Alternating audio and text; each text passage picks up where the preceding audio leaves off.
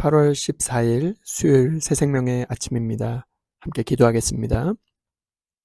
새 아침, 새 하루를 허락해 주셔서 참으로 감사를 드립니다. 이 세상과 온 만물의 주관자는 오직 여호와 하나님이심을 고백하는 하루 되게 하옵시고, 오늘 우리에게 말씀하여 주시고 오늘 하루도 말씀 따라 살아가는 하루가 되게 하여 주옵소서. 감사를 드렸고 살아계신 예수 그리스도의 이름으로 기도하옵나이다. 아멘. 오늘 우리에게 주시는 하나님의 말씀은 다니엘서 5장 1절로 9절 말씀입니다. 벨사살 왕이 그의 귀족 1000명을 위하여 큰 잔치를 베풀고 그 1000명 앞에서 술을 마시니라. 벨사살이 술을 마실 때 명하여 그의 부친 느부갓네살이 예루살렘 성전에서 탈취하여 온 금, 은그릇을 가져오라고 명하였으니 이는 왕과 귀족들과 왕후들과 후궁들이 다 그것으로 마시려 함이었더라. 이에 예루살렘 하나님의 전 성소 중에서 탈취하여 온 금그릇을 가져오매 왕이 그 귀족들과 왕후들과 후궁들과 더불어 그것으로 마시더라. 그들이 술을 마시고는 그 금, 은, 구리, 쇠, 나무, 돌로 만든 신들을 찬양하니라. 그때 사람의 손가락들이 나타나서 왕궁 촛대 맞은편 석회벽에 글자를 쓰는데 왕이 그 글자 쓰는 손가락을 본지라. 이에 왕이 즐기던 얼굴빛이 변하고 그 생각이 번민하여 넓적다리 마디가 녹는 듯하고 그의 무릎이 서로 부딪힌지라. 왕이 크게 소리질러 술객과 갈대아 술사와 점쟁이를 불러오게 하고 바벨론의 지혜자들에게 말하되 누구를 막론하고 이 글자를 읽고 그 해석을 내게 보이면 자주색 옷을 입히고 금사슬을 그의 목에 걸어주리니 그를 나라 셋째 통치자로 삼으리라 하니라. 그때 왕의 지혜자가 다 들어왔으나 능히 그 글자를 읽지 못하며 그 해석을 왕께 알려주지 못하는지라. 그러므로 벨사살 왕이 크게 번민하여 그의 얼굴빛이 변하였고 귀족들도 다 놀라니라. 아멘. 저는 오늘 이 본문으로 이 세상의 주관자는 여호와 하나님이시다는 제목으로 하나님의 은혜를 나누고자 합니다. 다니엘서 5장에 벨사살 왕이 등장합니다. 벨이라고 하는 것은 왕이 보호하신다는 의미로 벨사살 그 이름에서 나오듯이 하나님을 섬기기보다 자신을 우상화시키는데 주력한 왕임을 알 수 있습니다. 느부갓네살 왕이 죽은 뒤에 바벨론에는 4명의 왕이 지나갔습니다. 느부갓네살의 아들인 마르둑이 2년 통치하다가 느부갓네살의 사위에게 암살을 당합니다. 가족 간의 비극이 일어난 것이죠.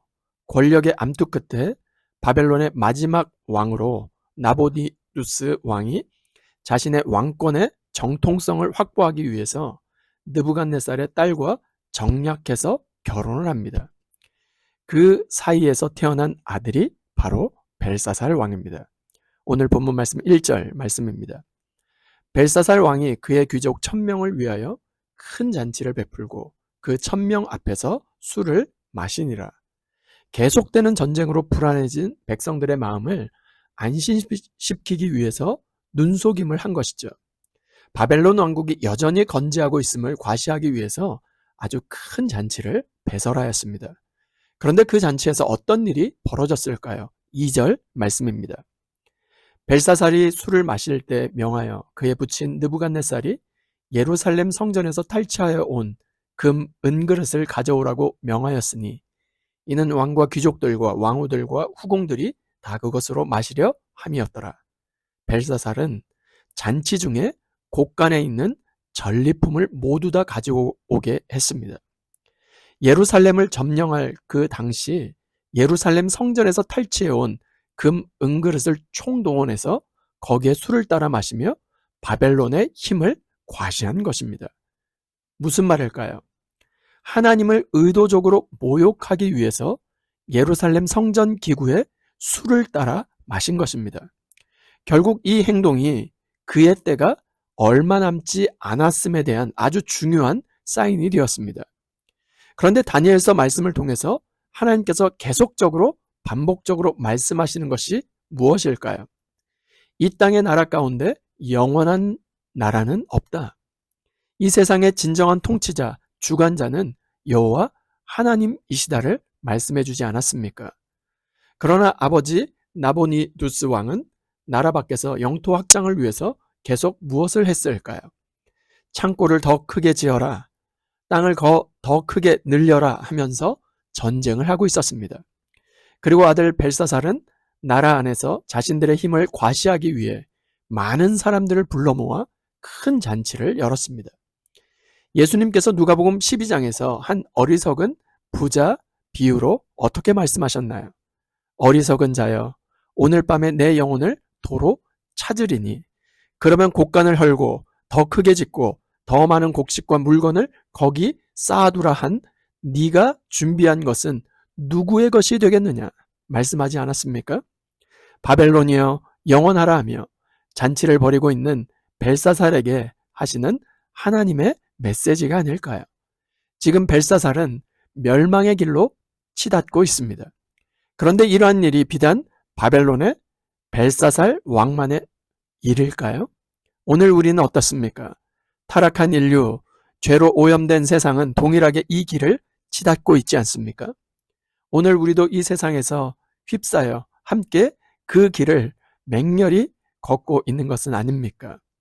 하나님께서 멸망의 길로 치닫고 있는 벨사살 왕에게 무엇을 말씀하고 계십니까? 벨사살이 1000명의 사람들을 불러 모아놓고 벌인 아주 성대한 잔치가 끝날 무렵이었습니다. 어떤 일이 벌어졌을까요? 5절, 6절 말씀입니다. 그때 사람의 손가락들이 나타나서 왕궁 촛대 맞은편 석회벽에 글자를 쓰는데 왕이 그 글자 쓰는 손가락을 본지라. 이에 왕의 즐기던 얼굴빛이 변하고 그 생각이 번민하여 넓적다리 마디가 녹는 듯하고 그의 무릎이 서로 부딪힌지라. 갑자기 손가락들이 나타나서 왕궁의 제단 옆에 세워진 석회벽에 글자를 쓰기 시작합니다. 등불은 바람에 흔들리고 벽에는 스르르 글자가 하나둘씩 새겨지기 시작합니다. 그 광경을 보고 벨사살은 어떻게 반응하였을까요? 성경은 벨사살의 얼굴빛이 변하고 그 생각이 번민하여 겁에 질려 양무릎이 부딪힐 정도로 다리가 후덜덜 떨렸다라고 기록하고 있습니다. 이러한 하나님의 역사하심 앞에서도 돌이키지 않고 자신을 낮추지 않고 있는 벨사살이 정말로 안타깝습니다. 그리고는 7절에 이 글자를 해석하는 사람을 나라의 세 번째 통치자로 삼겠다고 공포합니다. 벨사살의 아버지 나보니두스 왕이 첫 번째이고 벨사살 자신이 두 번째이니 석회벽에 새겨진 글자를 해석하는 일을 자신에 이어 나라의 세 번째 통치자로 삼겠다는 것입니다. 바벨론의 모든 박수와 술객과 점쟁이를 다 불러 모아 보았지만 아무도 이 글씨를 해석해내지 못합니다.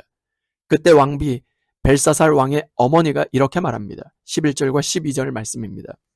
왕의 나라에 거룩한 신들의 영이 있는 사람이 있으니 곧 왕의 부친 때에 있던 자로 명철과 총명과 지혜가 신들의 지혜와 같은 자니이다. 왕의 부친 느부갓네살 왕이 그를 세워 박수와 술객과 갈대아 술사와 점쟁이의 어른을 삼으셨으니 왕이 벨드사살이라 이름하는 이 다니엘은 마음이 민첩하고 지혜가 총명이 있어 능히 꿈을 해석하며 은밀한 말로 말을 밝히며 의문을 풀 수 있었나이다. 이제 다니엘을 부르소서. 그리하시면 그가 그 해석을 알려드리리이다 하니라. 당시 다니엘은 80이 훨씬 넘는 나이였습니다. 벨사살 왕도 자신의 선조 때부터 있었던 다니엘이라고 하는 사람의 풍문을 통해 그를 알고는 있었을 것입니다. 왕비의 말을 듣고서 벨사살은 다니엘을 왕궁으로 불렀습니다. 80이 넘었지만 다니엘은 여전히 마음이 민첩한 자로 불리웠습니다. 하지만 다니엘은 단번에 왕이 제시한 상을 단번에 거절하였습니다. 16절, 17절 말씀입니다.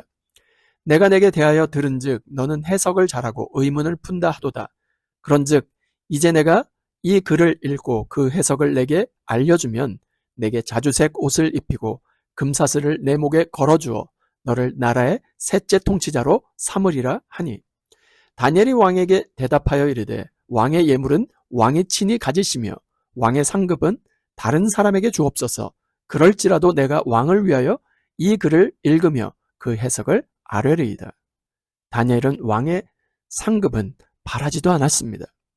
세상의 보상을 바라지 아니하고 자신은 온전히 하나님의 종으로서 하나님께서 주신 분명한 메시지를 아주 단호하게 전달합니다. 또한 다니엘은 석회벽에 쓰인 글자를 해석하기에 앞서 벨사살 왕의 죄를 지적하고 벨사살의 교만을 책망하며 하나님 앞에 겸손할 것을 촉구합니다. 목숨을 걸고 하나님의 메시지를 선포한 것이죠. 하나님께서 느부갓네살 왕에게도 다니엘을 통하여 말씀하셨음에도 불구하고 교만을 버리지 못했습니다. 오늘 벨사살도 마찬가지입니다. 하나님께서 오늘 우리도 진리의 말씀의 빛을 비추어 주셔서 내 죄를 들여다보고 주 앞에 돌이키며 하나님 앞에 낮추고 겸손히 엎드릴 수 있기를 소원합니다. 잠언 16장 19절 20절 말씀을 읽고 말씀을 마무리하고자 합니다. 겸손한 자와 함께하여 마음을 낮추는 것이 교만한 자와 함께하여 탈취물을 나누는 것보다 나으니라. 삼가 말씀에 주의하는 자는 좋은 것을 얻나니 여호와를 의지하는 자는 복이 있느니라. 아멘. 오늘 하루 우리에게 주어진 상황과 사건들을 내 마음대로 해석하지 말고 하나님 말씀에 비추어 우리에게 주어진 상황과 사건을 재해석하며 이 세상의 주관자 되시는 하나님만을 의지하는 복된 하루가 되실 수 있기를 주님의 이름으로 축원드립니다. 이 시간 받은 말씀과 공동의 기도 제목을 가지고 함께 기도하겠습니다. 첫 번째, 오늘 하루 주어진 상황과 사건들을 내 마음대로 해석하지 않게 하시고 하나님의 말씀으로 모든 것을 재해석하게 하여 주옵소서. 두 번째, 이 세상의 주관자는 여호와 하나님이심을 깨닫고 말씀의 빛에 비추어 내 죄를 보고 돌이키며 하나님 앞에 겸손히 엎드리게 하여 주옵소서. 수요일은 세계 선교를 위해서 기도하는 날입니다. 특별히 8월 25일 주일에 있을 여름 단기 선교, 선교 보고 및 후속 모임 가운데 하나님께서 허락하신 선교지에서의 풍성한 은혜를 나누는 자리에 많은 성도들이 참여하여 선교에 더욱 힘쓰는 교회 되게 하여 주옵소서. 공동의 기도 제목과 각자의 기도 제목을 주님께 올려드리며 함께 기도하겠습니다.